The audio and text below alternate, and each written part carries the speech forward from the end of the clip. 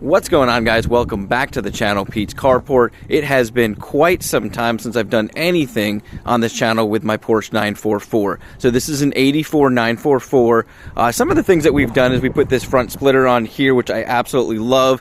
I painted it with Rust-Oleum paint and then 2K clear, and it's gotten beaten up just because it's so low to the ground, and I'm kind of glad I didn't go all out and get that thing painted, because the goal is to paint the whole car eventually. If you guys don't know, when I got this car, it had been painted by a professional shop in a very poor job with some very good paint. So I was able to kind of polish a lot of that down. I did a whole video series on that. And then we went ahead and did a ceramic coating. I want to talk about that in a second too, but I also did this rear valance here, which is from the turbo as well.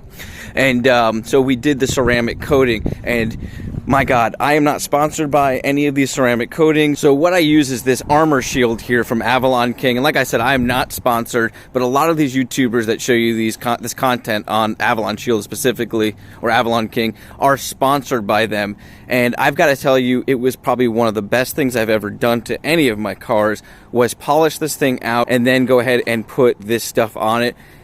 I don't wash this car that often. I drive it probably once a week just to keep the engine going, and I haven't washed it in several weeks. And you can see there is pollen all up along here, but look at the shine on this. And like I said, I haven't washed it in a couple of weeks, and I'm just shocked at how glossy the paint is on this, because if you saw when I got this car, the paint was absolutely terrible. It was orange peeled all over the place, and I had to wet sand it down the best I could. I did unfortunately sand through some of the paint there, but overall I think it looks absolutely amazing. So now let's get to what we're going to do on this video, and that is finally tackle this steering wheel. And I had bought a new steering wheel, which I'll show you in a second, a while ago. And the reason why I bought it is not because I don't like this style. I absolutely love this style. I love this car. I like the 84 and previous because of the gauges, and I love this style steering wheel.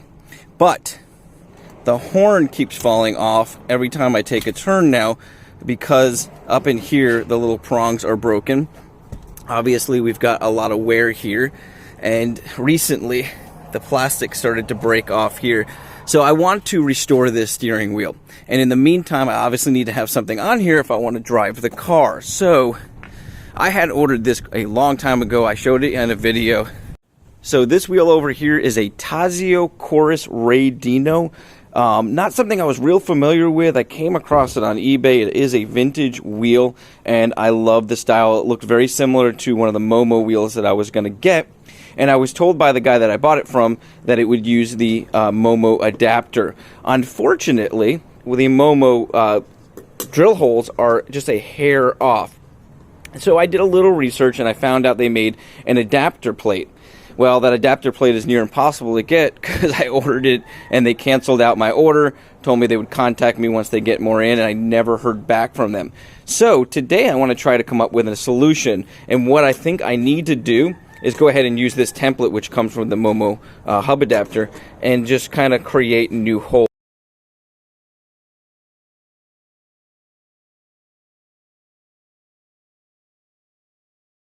Let's put it there, mark it, drill it, because these are not threaded here. They're only going to be threaded on our adapter, and I think that should work. And then I had picked this up a long time ago. I know it's not a horn, but it was listed as a horn, and it kind of fits in there really nicely. Now eventually I'm going to want to get a horn, because I want to be able to use the horn, and one of the Momo ones that are the authentic Porsche ones are extremely expensive. I really love them, so I don't know if I'll ever get that, but this will fit in here nicely, and maybe we can kind of set it in there with some double-sided tape to cover up those extra holes, and obviously the holes that are already there, and I think that'll give it a nice look. So let me get set up. I'm going to go ahead and set these holes up, drill those out, and I'll fill you guys in as I go ahead and install the wheel. It should be a pretty simple installation.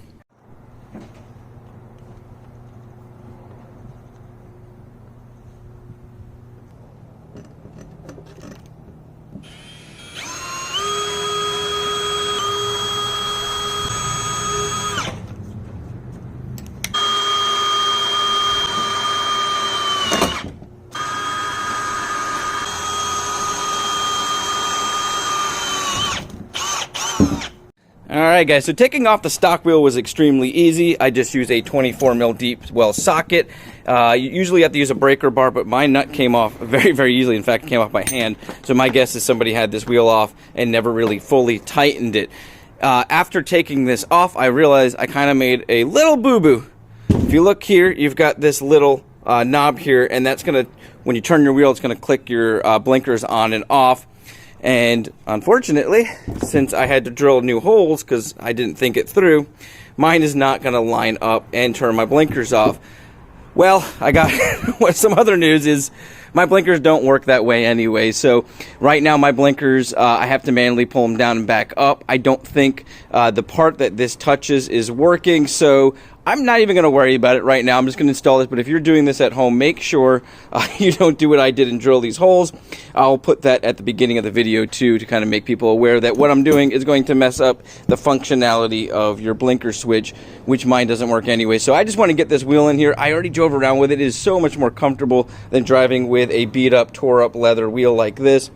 Having a brand new wheel is just so comforting, especially in a sports car. So I'm just going to go ahead and pop it in. I've already started to recess the screw holes that I made. I'm going to finish doing that off. I'm going to put the little non-horn horn in here, show you guys how it looks, call it a day, and drive it around for probably a couple of years, and then go ahead and maybe get this thing restored and put back in.